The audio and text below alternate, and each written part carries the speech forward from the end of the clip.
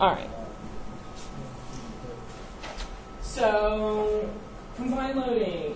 Technical memo, you'll get a template file and write it as if you're an engineer for this ECU engineering company. Basically, what you're going to do is go out into the wide world and find some scenario that exhibits combined loading. We've just spent how many weeks so far? 12 and a half weeks learning how to calculate stresses if we pull on something, twist something, stand on something, or shear something. So you know how to deal with all of those individually. Part 5 really is nothing new, but it's taking the little piece parts that we have and putting them together into more realistic things. Like, I push down on this, and there's a whole lot going on. If I think about this connection point down here, what all's going on? I have twist because of this moment arm. I have plane bending because you can translate this force, so it's like a cantilever with a point force out at the end. Like I said, it's torsion here. And it's actually a little bit of shear because that linear force translates back. So you've got a whole bunch going on back here at this connection point. You know how to calculate. If I presented each of those individually, you ought to be able to go, oh, okay, bending. I know how to deal with that. Oh, shear. I know how to deal with that. Oh, torsion. I know how to deal with that. We're going to put them together. We're going to put them together to figure out what goes on. So you need to find a scenario that meets 2 or more type of applied load. Now, I just pushed with one force, right? How many types of applied load did it create at the point of interest? It creates 3. So it's not that you're looking for multiple forces. Sometimes you are. It may be that your scenario does have multiple different applied forces, a distributed load and an applied torque for a screwdriver or whatever. But it may be that one force actually takes care of this constraint of 2 or more types of load. So that's the important thing. And then what do you need to include? A description of it, a photograph of it, a well-composed photograph, a summary of the assumptions or simplifications made. If you look down at the point values, that guy's the big, and that's also the part that really matters as an engineer, to be able to look at it and say, okay, well, I can ignore X, Y, and Z because it's trivial, but this is what's really important. So if I do this, there is a support under here, and there is a couple of brackets under here. Could I simplify that and say, well, that's just approximately a single bar? Right. So simplifications and assumptions. Do I know, am I able to scrape some of this off and send it to a chemistry lab to figure out exactly what it is? That would be kind of silly. But you can look at it and go, that's probably aluminum. And it's probably 6061. Or maybe it's 2024. What is this? This is crappy particle board. And schoolsupplies.com. But what is it? It's approximately, or you could probably find something for a medium density particle board on woodproducts.com. So it's those, and doing that well gets you 20 points. Skipping it starts you at an 80. That's the important stuff. Because, again, doing math, doing problems, getting the right formulas, okay, fine. At some level, you can sort of train anybody to do that. It's the analytical thinking and figuring out what's important and what's not that's kind of the essence of being an engineer. Questions? What does it do? It's due later. Like almost the last day it can be. Maybe even after finals start. I don't know. It's on the calendar. I pushed it as late as I could and still have time to grade it before grades are due, considering that I've got a couple other things and exams coming in the door. Maybe it's May 1st. What does it say on the calendar? Yeah, I don't think that moved. So May 1st. When you're loaded down, Yep. there's a lot of grading. Yep. That'll be like 2 papers. Yeah. It's a lot of reading. All right. So starting in on combined loading, we've kept it we've essentially simplified things to a planar case, and again, presented these things one at a time. We have one shear force. We have this, we have that. In the real life space, the world is three-dimensional. And in this three-dimensional world, if we have this thing where we have one dimension of a structure that's way bigger than the others, a rod, a beam, a shaft, a wire, you can take this section cut and you end up with 3 internal reaction moments and 3 internal forces. We have one that we've been calling P, which is the axial internal normal force. What kind of stress does that one make? Normal stress. We have actually 2 shears, because you can shear, I should have brought my noodle. You can shear this way or you can shear this way. And then you've got 3 bending moments. So if you've got your structure, you can have the bending moment that we've been dealing with in the bending section. You can also go this way. Or what's the third moment? Is a twist, is a torsion. So you've got bending, bending, and bending that looks like twisting. So those are your 6 possible reactions. And again, this is kind of a bunch of introductory text on how do these things crop up. If we've got a sign like this that the wind is incident on the face, what all is going to happen if we think about this structure down here at the connection point? Well, the wind, kind of like me pushing down on the desk, the wind makes a twist. It also is a direct shear, but it's also a bending, trying to bend it down to the ground. So cases like this, that when you first glance at it, it's like, oh, it's a sign and a signpost. That's pretty simple. Well, there's kind of a lot going on.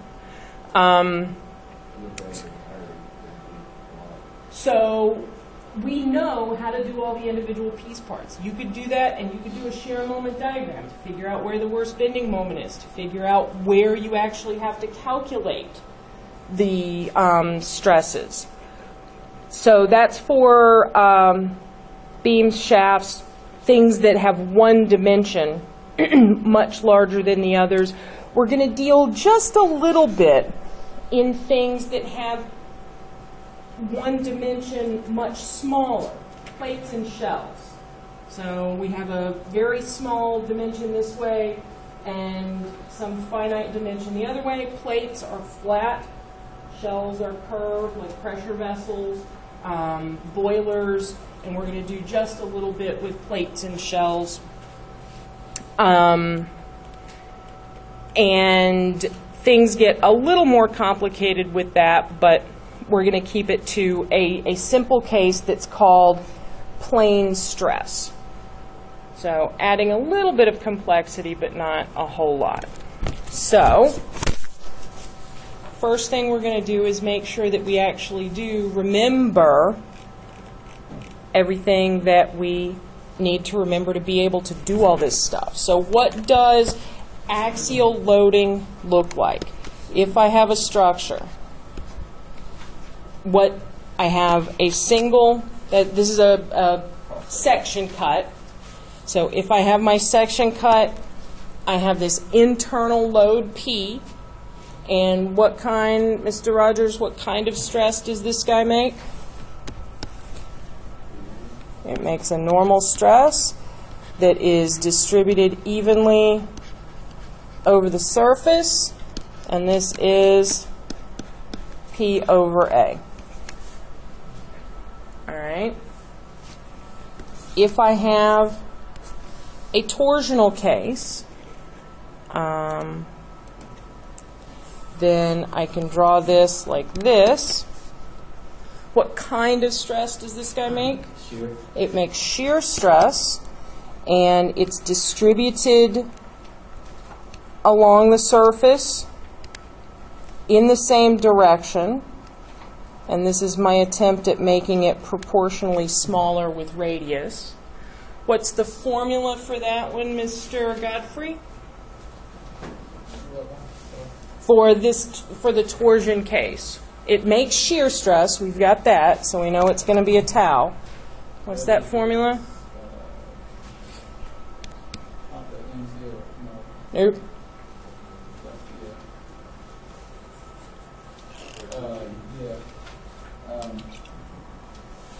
Well, we've got an applied T.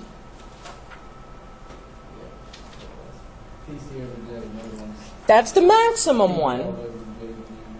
That's for the deflection. Okay, so generally, TR over J. What's J, Crowder?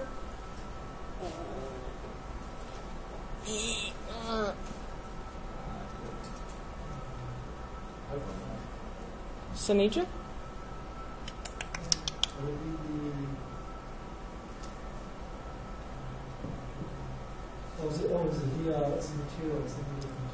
Kind of, no. Kind of not really. It's your polar moment of inertia. It's your polar moment of inertia. That's one of the formulas that's given. It's the cousin of the moment of inertia, I. When you deal with round things or you're dealing with torsion, you need the polar moment of inertia instead of the I, rectangular moment of inertia. So radius is the distance from the center. And so to say that the maximum is TC over J. Okay, what if I have a 4x4 porch post? Can I use this guy? Why? It's not distributed evenly because you've got 4 corners. There are ways you can do it, but these formulas are for circular only. These formulas are for circular only. For round only. All right. What's the difference between R and C? That's the R is the coordinate.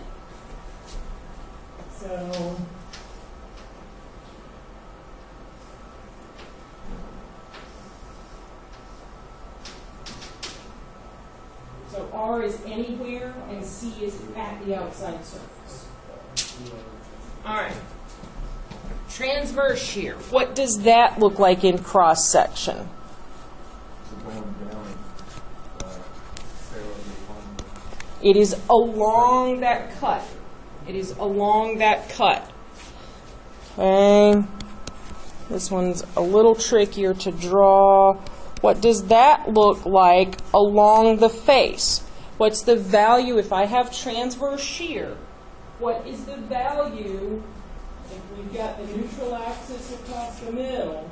What's the value of the shear at the top and bottom? Is that my maximum?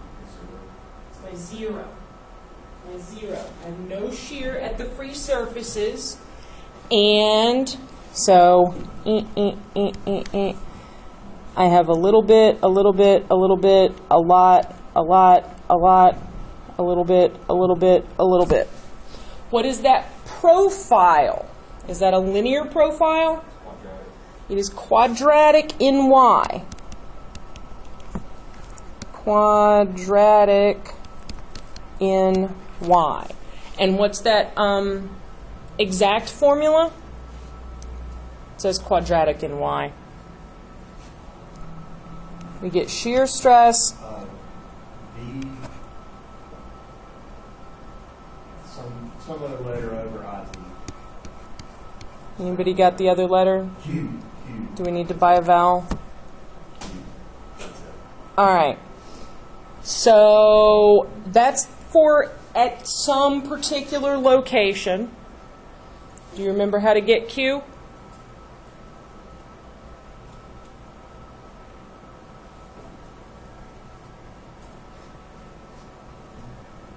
I know it.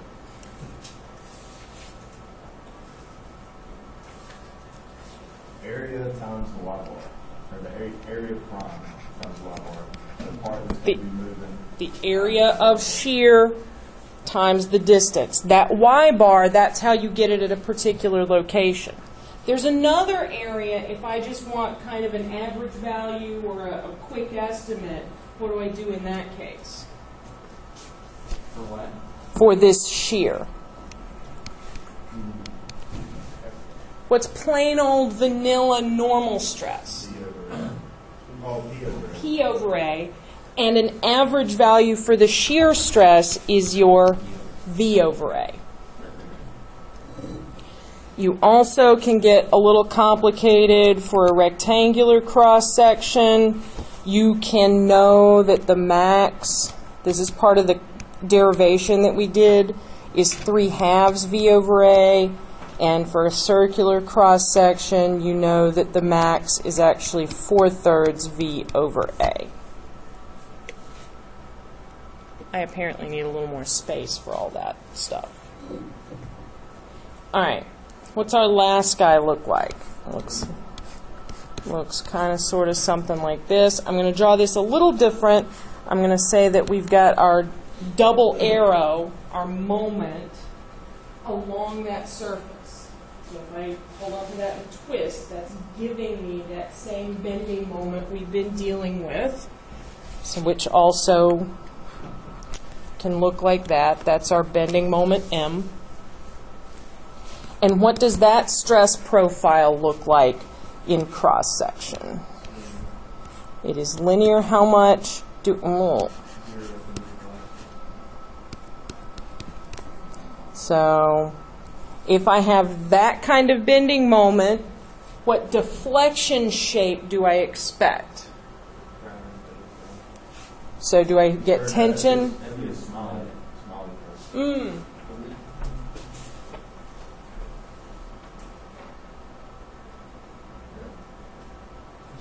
Yeah. So what kind of stress do I expect at the top of that one? So I should draw my arrow towards or away from for the top half. That's compression. That's tension. Sigma compression, sigma tension, and it is linear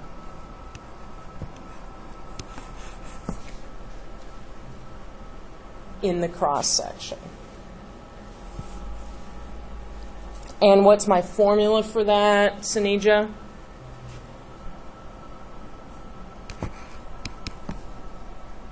MC Well, yep. There you go. And again, the maximum, we just define C as that largest distance from the neutral axis. Largest distance from the neutral axis. All right. it is at this point in lecture that I forgot to cue up the offspring song. So, if you have normal stresses from different sources, if you, and I zoom back out because we've got 4 basic things going on. If I've got axial loading, I get normal stress. If I've got bending moment, I get normal stress. Normal stress can add with normal stress. I also get some shear stress from a bending load. I can get shear stress from torsional loading, and I can get shear stress from a direct shear load. So that V can come from either an applied moment, because you have to do, or an applied bending force rather, because when you do your shear or moment diagram, you can get that shear value. Or it's just a direct, like I say, like the trailer hitch loading. And so you can add up all your shears. But when it comes to normal stresses and shear stresses, at least for right now, you've got to keep them separated. That was my offspring song connection. But whatever. You cannot add shear and normal stresses. Cannot add shear and normal stresses until we learn how to find equivalents that you can. So, cannot be added together. All right. So that's a bit of a review. And moving in, did I get these out of order? Is that the next one on your pages? Yeah. All right. So we have a 120 millimeter square cantilever bar. It's got a little eye hook underneath it. I'm going to zoom this in just a bit. Has an eye hook that is connected to the bottom of it, that we've got a rope or whatever that we're pulling on this eye hook. And we want to find the maximum stress in this thing. So, looking at it in cross-section, we've got 0.12 meters on either side. 0.12 meters. So we can know that the area is then 0.0144 meters squared. We know we're going to end up needing the moment of inertia, which is our BH cubed over 12, and that's 17.28 E minus 6 meters to the fourth. Now, remembering free body diagram and remembering sign conventions are going to be very important on this. So I'm going to take a section cut sort of here, and I'm going to draw the right half. So I've got this. I've got my applied 10,000 Newton force.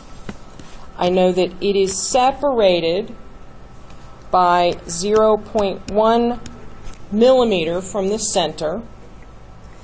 And if I have my reference point O on the neutral axis on this side, I then know I'm going to have internal reactions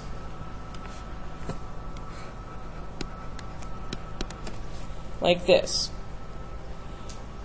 You can also just do the free body diagram, figure out the reactions at the root, and then take your section cut like that. I'm sort of fast-forwarding through that because we know that if you take the section cut and look at the right half or the left half, they have to add back up together and cancel out.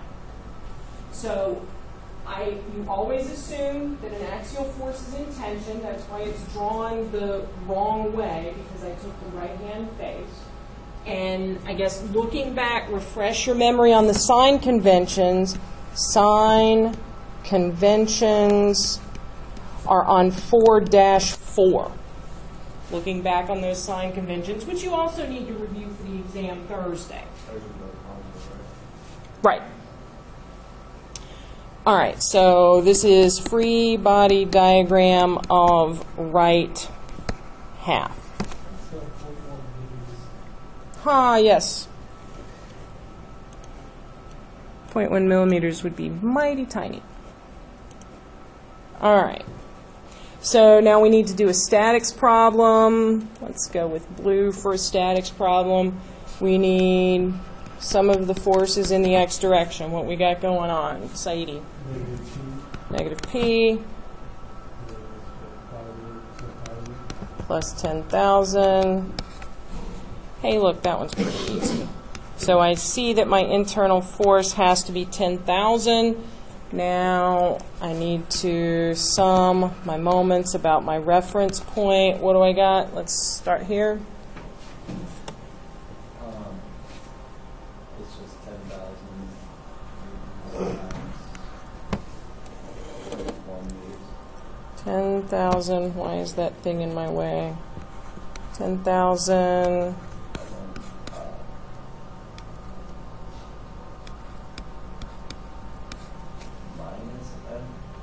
Because you take this in the global coordinate system, so minus m.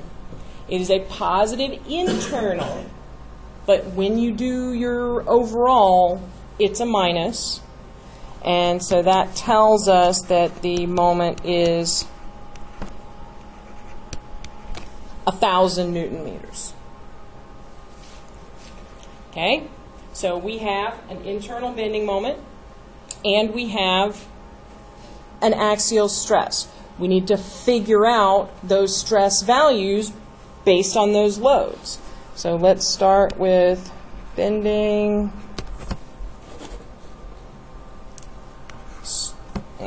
stress. What's my formula for that one?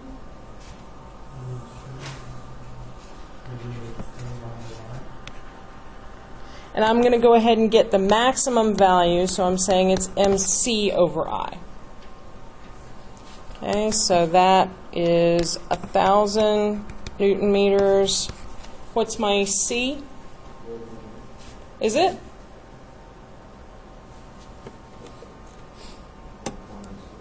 That's my distance to the applied moment.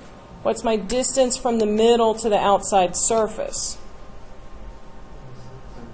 0.06, half the thickness. So times. Not going to find the building that force causes, because why would we use You did here to find the bending moment. You used this moment arm to find the bending moment. But then now we have to look at the cross-section of the thing to figure out what the stress at the top or the bottom would be. So that's why it has to be that distance, which is our 0.06. Okay, 0.06 meters. And we figured out the I at some goofy number, E minus 6 meters to the fourth. So that is 3.472 E6 newtons per meter squared, 3.4 megapascal. All right. So that's our contribution to the stress due to the bending moment. Now for axial load. What's the formula for that one? Plain old P over A. P over A. And that is 10,000 over 0.0144. That is 6.944 E5 newtons per meter squared, or 0.69 megapascal. Okay, now you have to think back and be aware of which direction it's going. So we had this we have this bending moment here. Do we expect tension or compression at the top or the bottom? Which way? Compression at the top and tension at the bottom. Okay. So we expect, and I'm going to sort of try to color code these. So I'm going to say that the bending moment is green. So I have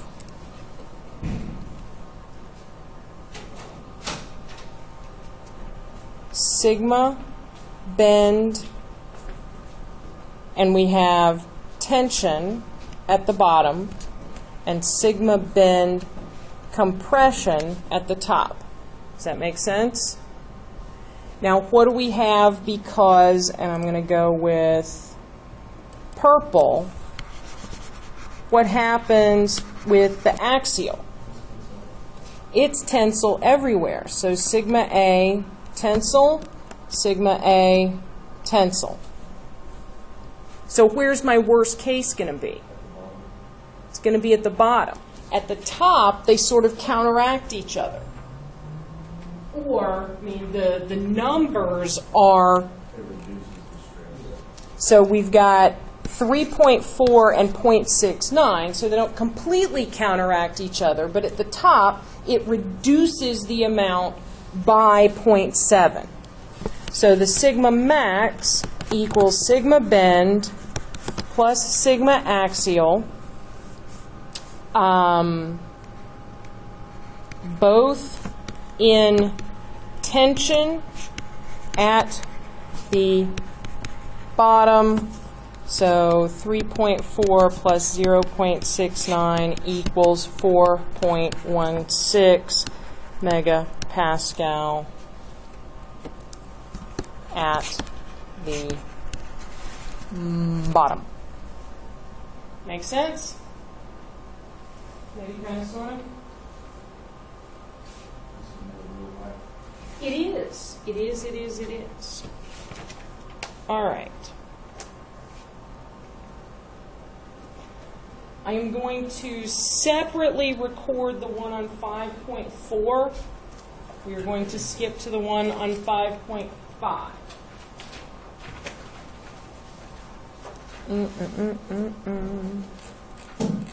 So skipping our chain link and starting in on this guy. So going to explain the scenario a little bit. We've got an I-beam column that, zoom out just a little bit more. So we've got an I-beam column that is 10 feet long, 12 feet long, 16 feet long, 16 feet long. So we've got a 16-foot I-beam that's got a plate welded to the top of it. And I'm going to apply a single force out on the corner of my plate. Not in the center, but offset. So an offset or eccentric load. And this is looking down at the top view. So underneath, I've got my I structure, my plate on top of that. The plate is 24 by 20. And the I-beam dimensions, you're familiar with these beam information tables. It's a WX10, whatever that says that's fuzzy. And this gives you all the relevant information about your I-beam. So looking at, I guess I can zoom back in. If I look at the top view of my plate, essentially right there is the location of the load.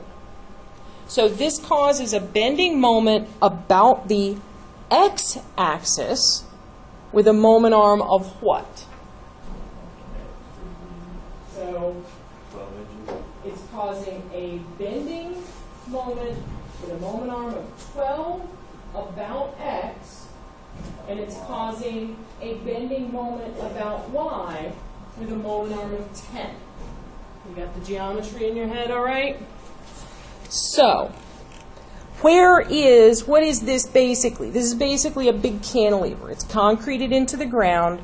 So we know from all of our experience doing shear and moment diagrams that the worst case is going to be at the connection point. Worst case is at the connection point. So if we take a torch and lop it off at the ground, and this is going to challenge my drawing abilities, we are going to try that again.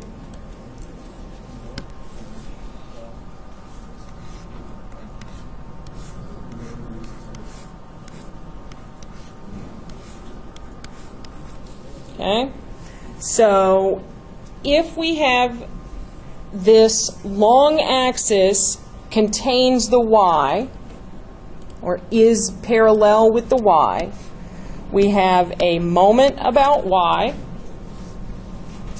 we have a moment about its own x,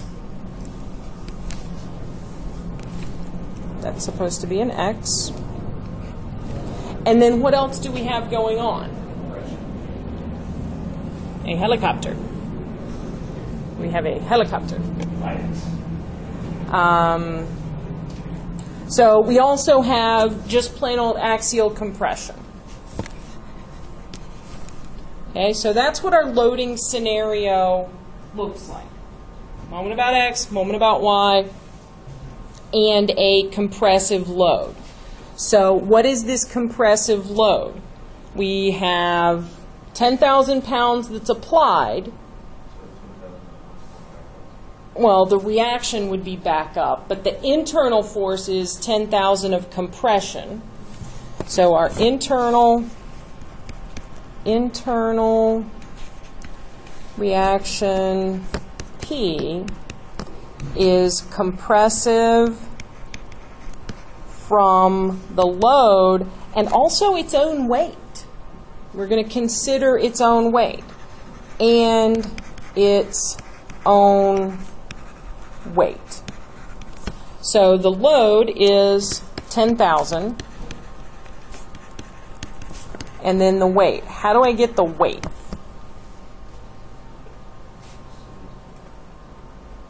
A handy dandy fact is that this naming convention is the linear weight per foot. So the 10 by 54, it is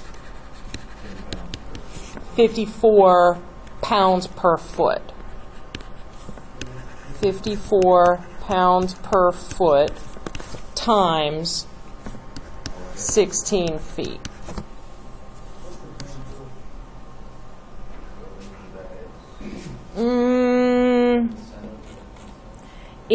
No, I don't remember.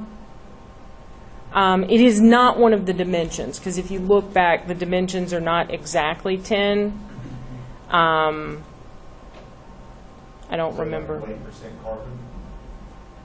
Maybe it's a size factor, but I don't remember. Or maybe it's an aspect ratio of the flange. I don't remember. But I know that that number is linear weight per foot. So that ends up being 864 pounds. So the total internal is 10864 pounds. All right. Now we need our my and our mx. So this comes from these moment arms. So m about x is what?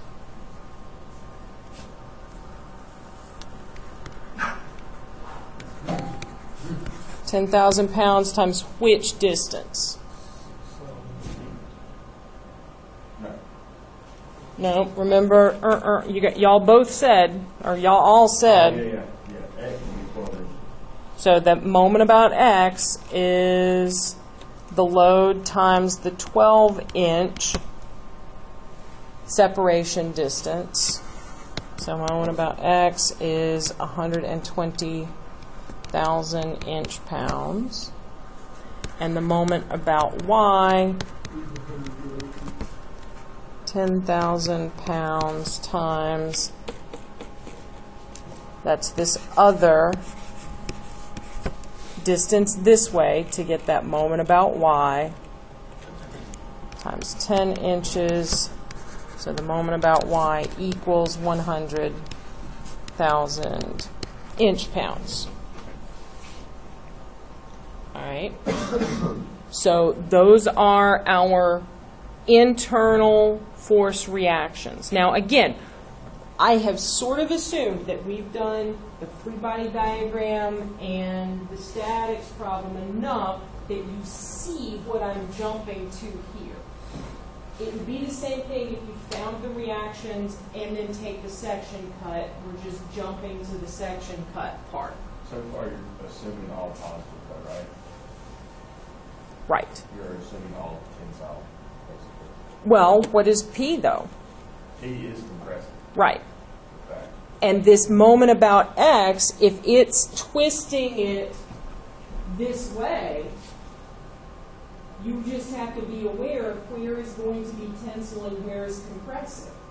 And so if it's going this way, you've got your tension. This way is compressing here and stretching here.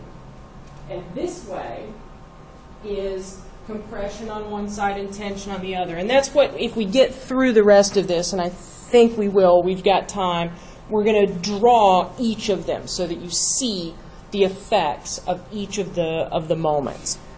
We're going to start with the axial. That's the simplest to envision. So what is the value? What's my formula for getting the plain old vanilla axial stress, somebody other than Mr. Knight? What you got? Plain old P over A. So sigma,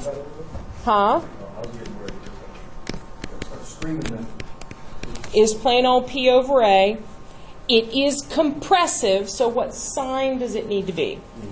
It needs to be minus 10,864 pounds over the area. Where does the area come from? It comes out of the beam table, which is 15.8 inches squared. So that is a minus 688 psi. Now we have to do the bending calculation twice. So bending about X, what's my formula for normal stress due to the bending? MC over I. So 120,000 times, in the X direction, what's half my distance? In the X, no, from the middle to the outside. 5.045. Okay. I'm looking at, we're talking about the flange, right? Okay, looking at this flange. So we're doing, which one am I doing? We're doing about X, right? Is that what I said, or did I say Y? Yeah, bending about X. If we look back at this guy, bending about X, what do I need? I need half the depth, so 10.09 divided by 2. Y'all good with where that came from? But he means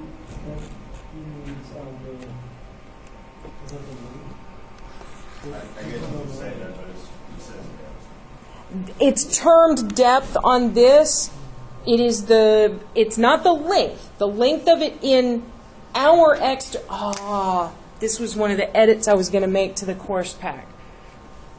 Because right here, this X is not the X that we've been using all along.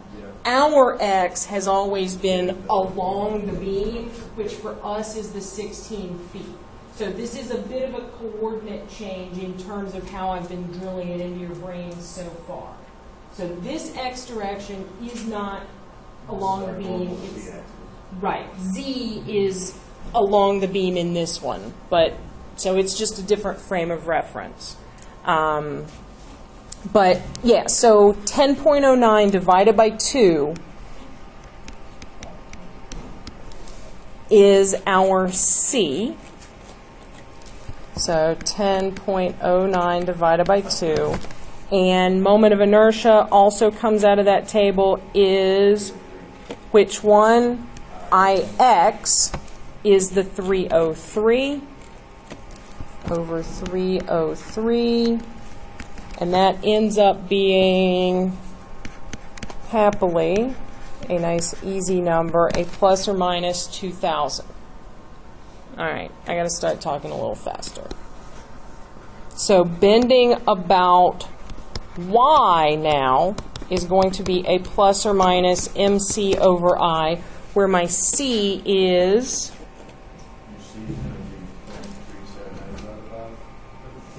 be 0.37 Nope. Oh, no, sorry. 10.03 divided by 2. I need my width divided by 2. Okay? Width divided by 2 gives me my C for Y equals, what's my bending moment here? This is the 100,000. And 10.03 divided by 2 over, what was that other moment of inertia? 103.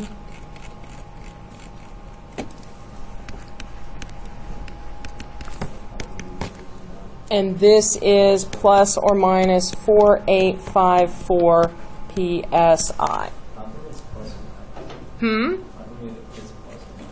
Because you're going to have compression on one side and tension on the other, or compression on one side and tension on the other. And you have to remember the signs because we're about to do basically adding them up based on both directions.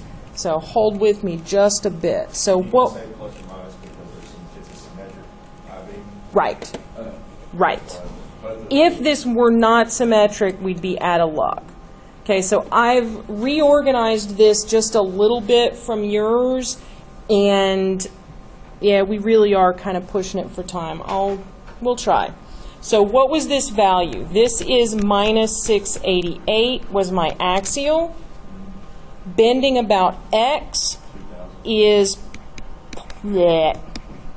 plus or minus 2,000, and bending about Y was plus or minus 4854.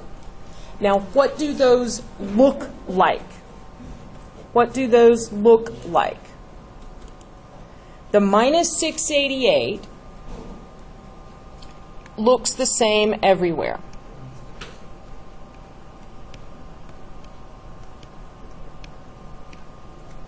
Okay? Minus 688 is compressive everywhere. Okay?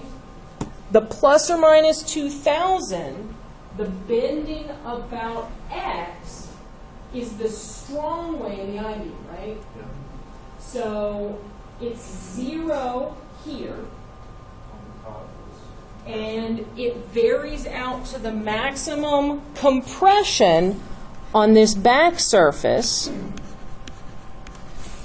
My neutral axis is this way, and it's my plus 2,000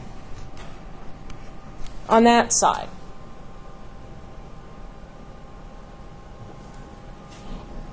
And then this guy, my neutral axis is the other way, and I've got compression over here and tension over here.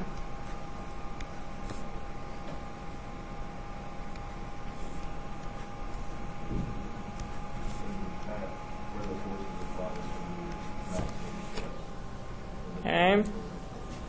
So now super quick, if we have this and we label these corners, corner A, corner B, corner C, corner D, let's do, and hopefully you've managed to get these, or maybe we can do this, view 2 pages. There we go. Okay. So what is my axial loading at corner A?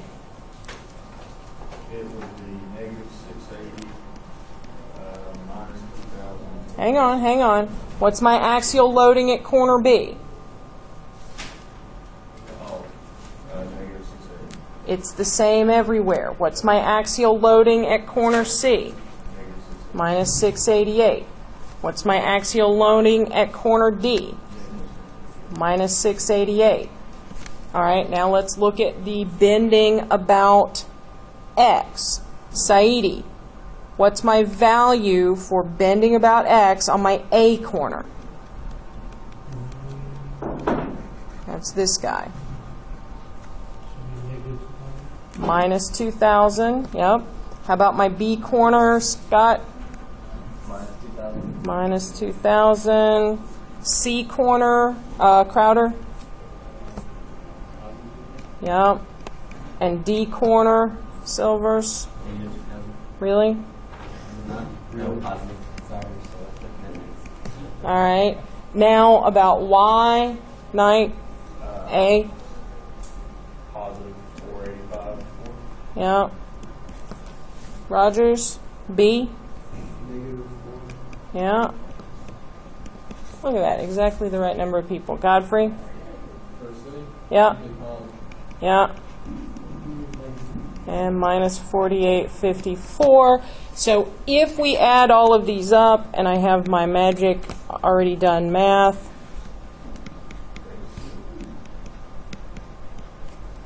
minus 3542. So in fact, our worst case is the compression at the corner that the force is applied.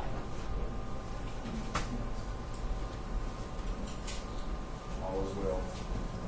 I don't often go over 2 minutes. I still have 2 minutes. So there you go. You're holding me from going to get this test.